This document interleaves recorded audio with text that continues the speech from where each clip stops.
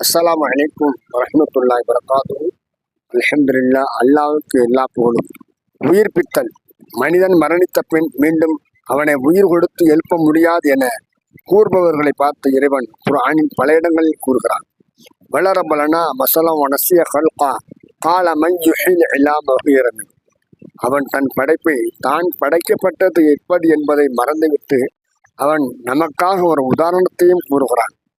எலும்புகள் அவை மக்கி போன நிலையில் அவற்றை உயிர்ப்பிப்பது யார் என்று அவன் கேட்கிறான்.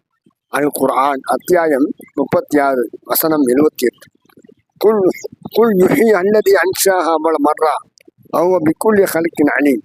முதன் முறையில் அவற்றை உண்டு பண்ணியவனே பின்பும் அவற்றுக்கு உயிர் கொடுப்பான். அவன் எல்லா வகை படைப்புகளையும் நன்கு அறிந்தவன் என்று நபியை நீர் கூறுகிறாக. அல் குர்ஆன் அத்தியாயம் 36 வசனம் 76. மேலும் அல்லாஹு தாலா குர்ஆனின் இவ்வாறு கூறுகிறான். பூமியானது வறண்டு கிடப்பதை நீ பார்ப்பதும் அவனுடைய அத்தாட்சிகளில் உள்ளதாகும். அதன் மீது நாம் மழையை பொழிய செய்தால் அது புற்பூண்டுகளை கிளப்பி பசுமையாகி வளர்கிறது. அந்த வறண்ட நிலத்தை உயிர்ப்பித்தவனை நிச்சயமாக இறந்தவர்களையும் உயிர்ப்பிக்கிறான். நிச்சயமாக அவன் எல்லா பொருட்கள் மீதும் பேராற்றல் உடையவன். அல் குர்ஆன் அத்தியாயம் 41 வசனம் 39.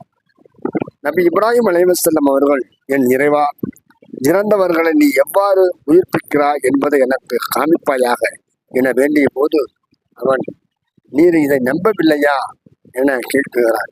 அவ்வாறல்ல, நான் நம்புகிறேன், ஆனால் என் இதயம் அமைதி பெறுவதற்காக நான் இவ்வாறு கேட்கிறேன் என கூறினார்கள்.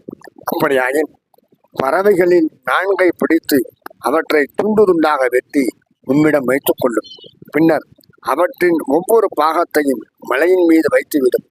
பின் அவற்றை கூப்பிடும். அவை உம்மிடம் வேகமாக வரும். நிச்சயமாக அல்லாஹ் மிகைத்தவன், ஞானமிக்கவன் என்பதை அறிந்து கொள்ளும் என்று அல்லாஹ் கூறுகிறான். அல் குர்ஆன் அத்தியாயம் 2 வசனம் 260. அல்லாஹ்வின் நல்லடியார்களை அல்லாஹ் நம்மை எப்படி படைத்தானோ அதே போன்று நாளை மறுமையில் அல்லாஹ் எழுப்புவான் என்பது நம்முடைய ஈமானின் அடையாளமாகும். அஸ்ஸலாமு அலைக்கும் வரஹ்மத்துல்லாஹி வபரகாத்துஹு.